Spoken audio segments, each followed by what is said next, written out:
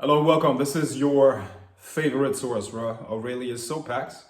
And this is going to be the beginning of a video lecture series. Very short, but lots of content. And it's going to be called Magical Capstone Part 1. Okay? Why capstone? Well, when you look at a pyramid,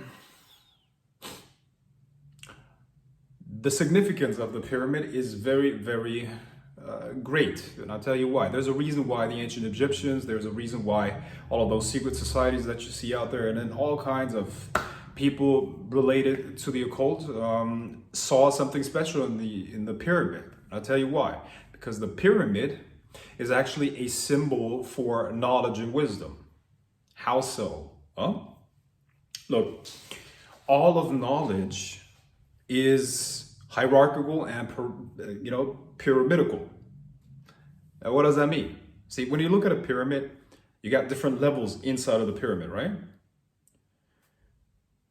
The lower you go on the pyramid, the closer you get to the bottom, the more random information it is, the more random data. The higher you go on the pyramid, the more overarching, the more complete, and the more simple, the more it resembles an axiom.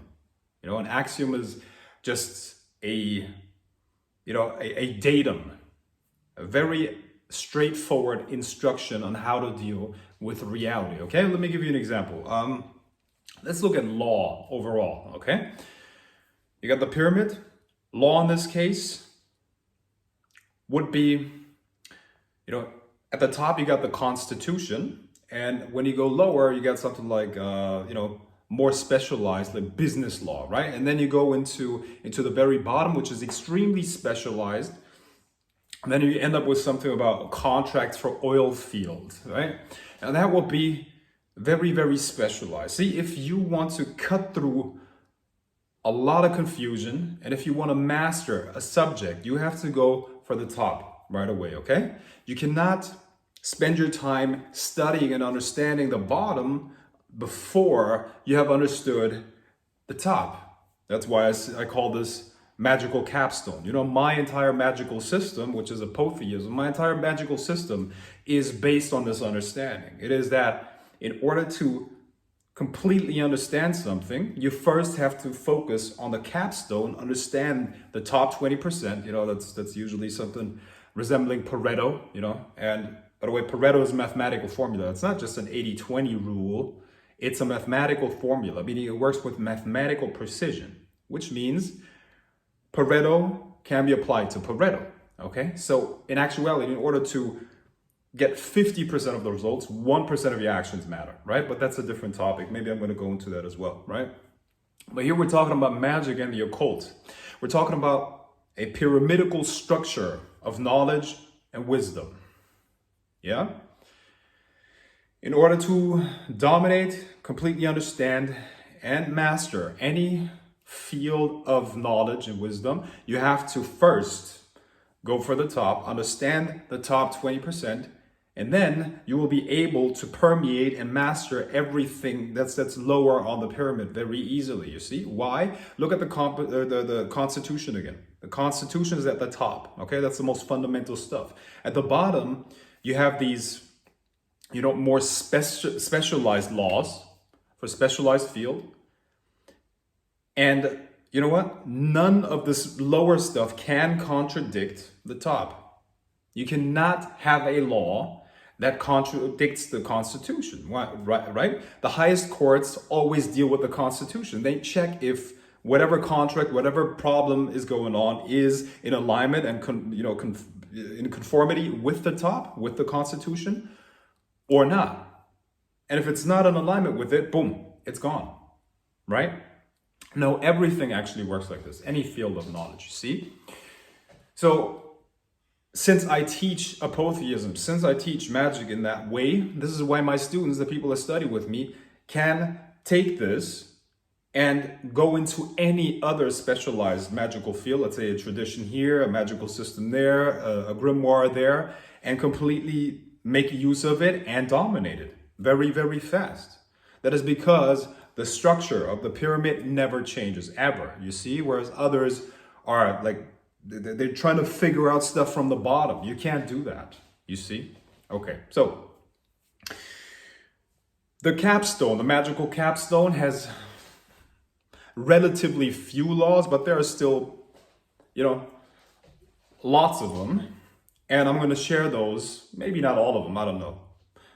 Depends on how I feel. But today I'm definitely going to share one very important one with you, which is as within, so without. Okay. You probably already heard this, as within, so without, but I promise you don't really understand what it means. Okay. Well, maybe a couple of you who are my students, you already know what that actually means. As within, so without. Yeah. So as within, so without means the following. And please listen, this is really, really important here for you to understand. Eh? As within, so without means that you, as the magician, are the gateway between the worlds. You, as the magician, are the gateway between the worlds. How so? I started my official training in the occult when I was 13 years old. And my first teacher, you know what he told me? My first teacher, he told me, listen, Frank, magic is only as alive as the sorcerer. I had no idea what that meant at that time.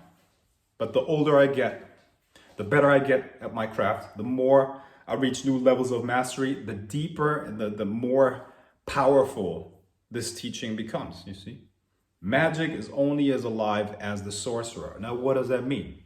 See, my friend, you have been misled when it comes to witchcraft.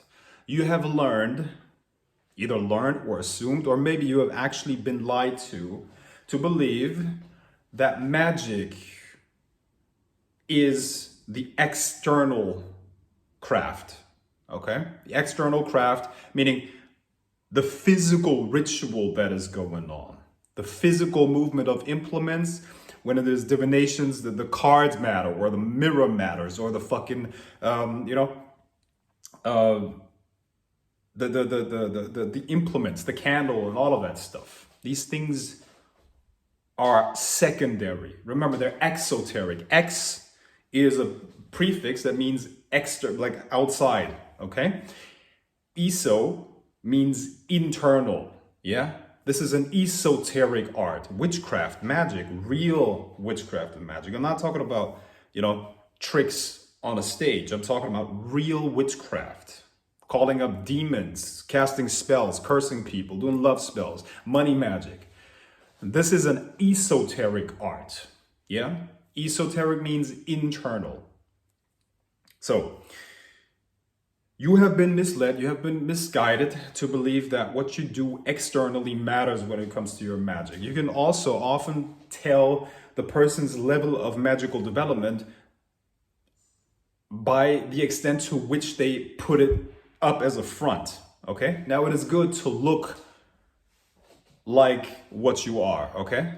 But I guarantee you, the people that are completely dressed like a fucking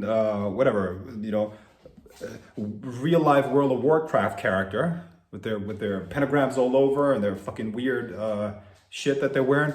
Those are not powerful magicians because they're externalizing what should happen internally. You see? So here's the thing: as within, so without in our craft means that your internal perception determines what will happen in the external world. It's not the other way around, you see? The power of an individual can be determined by how much external resistance they can overcome through internal imposing their internal reality onto the outside world, okay? So a good way to measure somebody's spiritual power is to what extent can they maintain a certain emotional, mental state, whereas the outside world is something completely else, okay? Now, their auric field is a reflection of their nervous system. Rather, they're kind of like interconnected. The more powerful the aura, the more powerful the nervous system. Meaning, the more they're capable of creating an internal reality, state, vision, the more powerful their aura as well, okay? Now, the nervous system through the aura is plugged into the more subtle worlds all around us, okay? You are part of multiple dimensions all at once. The physical is just the most solid one, okay? And when we're talking about witchcraft, yes, we are aiming at changing what's going on physically. However, what happens physically is the result of these invisible blueprints that we create through our thoughts, emotions, and everything that we send out in terms of energy. You are a living, breathing magnet for frequencies. You're a container for different energies. So the energies that you bring into yourself, the energies that you create within yourself, hold on to, and through that, through your own experience, send them as waves into the ether that will bring back experiences and manifestations that are in alignment, meaning have the same frequency as what you send out.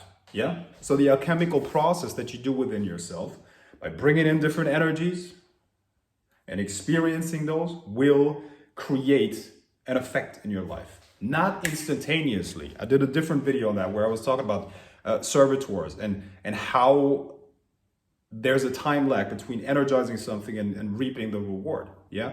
And this is the problem. People don't see that connection. That's why they think, or I don't know, they don't see the connection there. Yeah. But it is a fact that what you create within yourself and broadcast into the spiritual universe will come back to you as some sort of an experience and or synchronicity, whatever you want to call that, you see? So this is the first thing. However, there's level to this thing, you see? The clearer, the more powerful you perceive it, the more energy is in a thought form, and the more powerfully and the faster it will manifest for you. So when I say as within, so without, what that actually means is you, through your internal control that needs to be developed through a spiritual practice, through your internal control and mastering an internal alchemical process can determine the manifestations in your life. And that is magic more than anything. This is witchcraft, you see? Witchcraft is a secondary symbols that you use, secondary, tools, all of these things. See, all the sigils, all the planetary intelligences, all the demons, and all of these things. They help us create this internal alchemical process. You see, when you look at a symbol, it triggers something within you energetically, right? Depending on the symbol, right?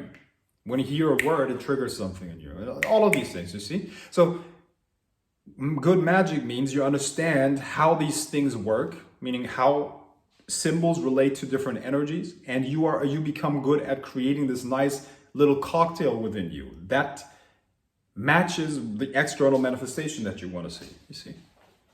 So that is as within, so without. Number one, you understand symbology and how that relates to your internal alchemy.